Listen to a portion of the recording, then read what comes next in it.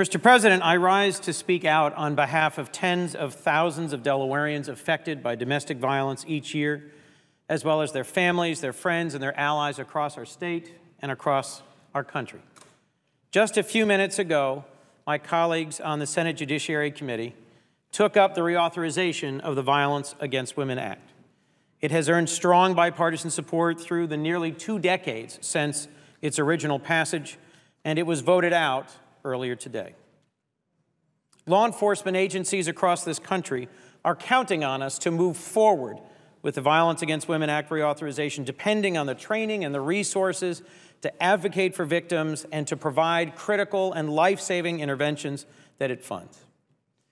As I asked for input from Delawareans in the last few weeks, one of the hundreds who took the time to write or call my office in strong support of the reauthorization of VAWA was a former Newcastle County police officer.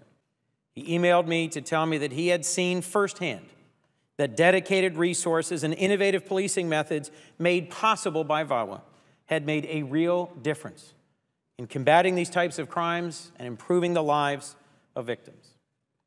The Violence Against Women Act, Mr. President, has been extraordinarily effective, with the annual incidence of domestic violence falling by more than 50% since it was first passed. Yet we still have so far to go. Just this week, I heard from hundreds of constituents in Delaware for whom this legislation has a deep and resounding importance, from young women in their 20s to senior citizens.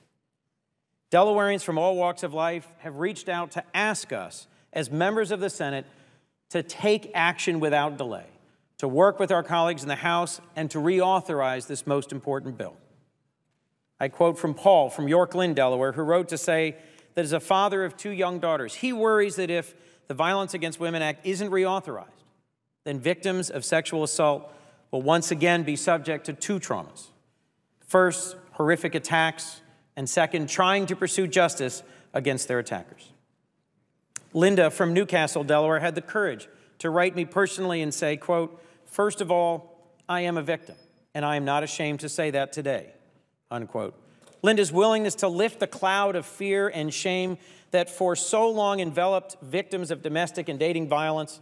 First, it is brave and important that she was able and willing to do that, but she also highlights the ongoing challenges we face. She described her hesitation to discuss abuse out loud and stressed the importance of talking about these crimes in the open in order to break what she called the generational curse. As a son, as a husband, as a father, I too am deeply concerned about this curse that has moved from generation to generation and has affected families all throughout this country's history. Evils like domestic violence thrive in darkness. The Violence Against Women Act is a spotlight, and it deserves to be strengthened and sustained by this Senate today and this year. The Violence Against Women Act requires reauthorization every 5 years. This signifies a belief that protecting victims of domestic and dating violence is so important that we must revisit it to make sure we're getting it right. Each time we go through the process of reauthorizing this bill, we learn more about what's needed. And this time around, that process, I believe, has resulted in several critical enhancements. First, by bolstering the tools available to law enforcement. Along with my friend and colleague, Senator Blunt, I co-chair the Senate Law Enforcement Caucus, and I'm determined to ensure local agencies have the tools that they need to support victims and to prosecute abusers. This reauthorization will do just that.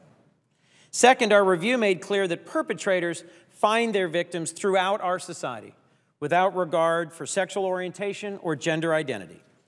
And so the reauthorization that was passed out of the Judiciary Committee just earlier today addresses that challenge by making this the very first federal grant program to explicitly state grant recipients can't discriminate on the basis of a victim's status. Whether they are or not a member of the LGBT community should be irrelevant to whether they're able to access the vital services funded by VAWA.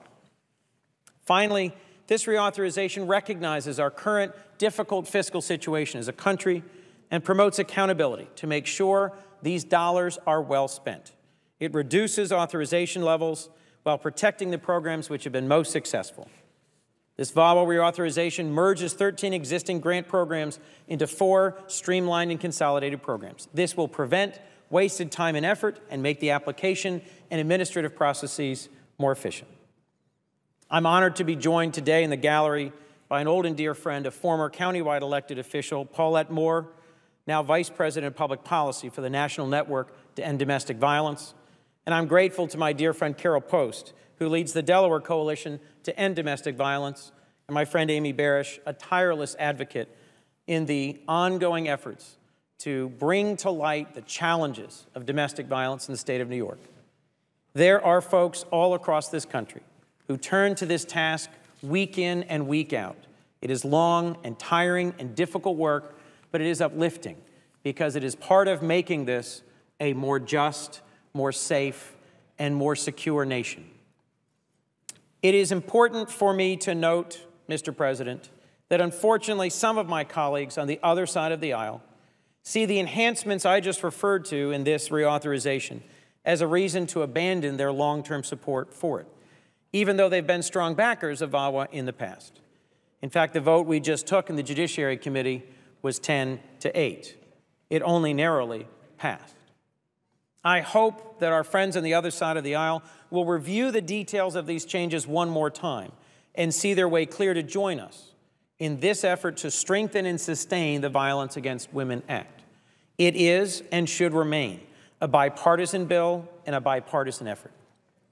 My predecessor in this seat, our great Vice President Joe Biden of Delaware, took an absolutely central leadership role in writing and passing the first Violence Against Women Act in one of the most enduring legacies of his 36-year Senate career, representing Delaware and advocating for women all over this country. His efforts broke barriers and laid the groundwork for this current bill, but it is up to all of us to keep pushing tirelessly for federal, state, and local governments to do more to save lives and to serve victims. I urge my colleagues to come together and promptly pass the reauthorization of the Violence Against Women Act. Thank you, Mr. President, and thank you to the men and women of this country who worked so hard to end this terrible scourge of domestic violence in our country.